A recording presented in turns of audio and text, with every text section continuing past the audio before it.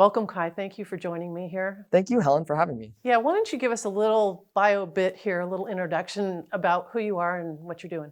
Yeah, so again, I'm 22. I go to University of California, Santa Cruz. I'm studying molecular cellular developmental biology there. Holy cow. Which I'm hoping to use to learn more about plant genetics, and eventually I'd like to manage and operate my own breeding program for different kinds of plants that I would like to see, both, used in consumer realm as well as in medical realm. So since, this last quarter, I've taken some time off of Santa Cruz, and my friend and I have founded a hemp farming company where we also manufacture CBD joints, and I am the head of breeding and farming. So I oversee and manage our greenhouses and produce seed that we will be working with farmers coming up here soon to produce flower crops. Wow. So that's That really seems exciting. like a lot of challenge and a lot of responsibility for someone at your stage of life.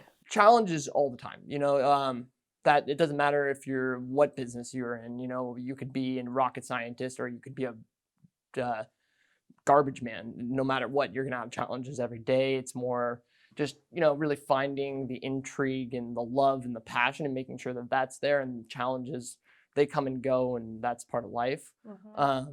But I genuinely love facing those little bit of challenges every day and coming together with my partners and saying, okay, here is an issue. What are we going to do about this? How can we, get creative? And I love that. I'm learning so much, and the fact that I haven't been paid yet. I got to look after my employees first and make sure as a startup that their lives are really secured and they have an income.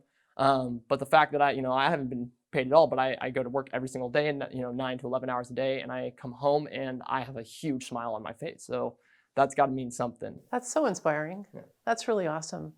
So on this channel right now, we're in the skill playlist. So we're looking at skills, and as I'm listening to you, and I also have your elevations assessment here as a resource.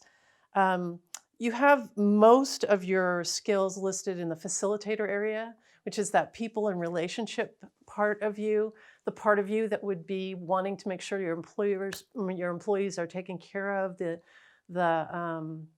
caring part of you. Mm-hmm. And so tell me a little bit about how you're getting to use those facilitator skills in the work that you're doing right now.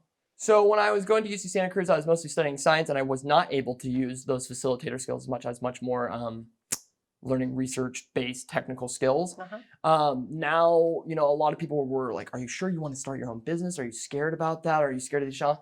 I was scared at first, but now after, getting through at least the first 3 months and feeling like it's stabilizing a little bit, Uh-huh. I'm 100% able to grow upon those facilitator factors of my personality that I knew were there. But now I am able, at a relatively young age, to build some skills around them. Let's say we have an objective in our company.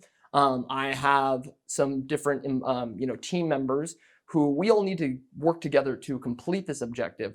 My job, I see it as a leader, is to make sure that they feel like they have the abilities to come up to me and ask me questions, that they feel empowered, that they feel that they are really giving back and doing, really giving value with their work. So I want to make sure that, they are, as part of this organization, as part of my big, my long-term view. Your vision. Uh-huh. They're part of that view. They're making critiques to it. They're bringing stuff up to me that I didn't know about. So yes, honestly, going into this small business has given me skills and opportunities to grow my skills that I would never even have dreamed of. And now at the age of 22, I can come out of whatever happens with the nursery and say, look, I was able to lead my people effectively. We were under budget we're under a budget, and we're able to get done what we want to get done, and everyone's got a smile on their face. And that makes me happy. That's really cool. So what lights you up is making other people happy, helping them be effective, helping them be as a part of whatever it is that you're trying to do. So now actually taking this leap into entrepreneurial work has actually opened up more skill enjoyment for you. Oh, 100%. So, because more like I'm trying to really encourage and help people to find their organic purpose. I've been lucky enough to really find my purpose in my life, and the fact, I had 3 values, which were, one, I want to be financially successful enough to be able to support myself and my family. I want to take carbon out of the environment, and I want to do both of those with a passion of mine. So luckily my passion is growing, but I'm really trying to, as much as I can, be a model of that for my employees. And, we're a small company, so we only have a few employees, and I make sure on a daily to even weekly basis, we talk about their passions. We talk about what do they want to see. We also talk about how can they impart some of their vision into it, so that they really do end up, it's more than they're just a team member. They end up becoming more of a teacher, so that they can teach, future students. Because in a way, I view myself as, I'm only, I'm learning this, but I'm also have to translate the information to them so that they can help me. And so I'm kind of just helping them to become the next teacher, the next generation of teacher. It's kind of a sequence of that. Totally. And then I want to take a look before we wrap up. This other list that you have here of all these innovator skills, okay? That's your secondary area. So designing, exploring, inventing, research, using logic. So that's kind of like the companion piece to this really creative, humanitarian, connected guy. And then there's this other side that's the analytical side. Can you tell me about that? Yeah, so my view is humans are we're resilient, we're able to accomplish great feats. But it's ultimately it's you waking up in the morning and saying, okay, what am I going to do with my day? I already very much have the empathetic core built into me, where me waking up and saying, I want to, say hello to the people I love. I want to put a smile on somebody's face. That's just naturally built in. The innovator side is me waking up saying, this is the world that I live in. There are things about it that I don't want to see perpetuated. There's things that I want to change.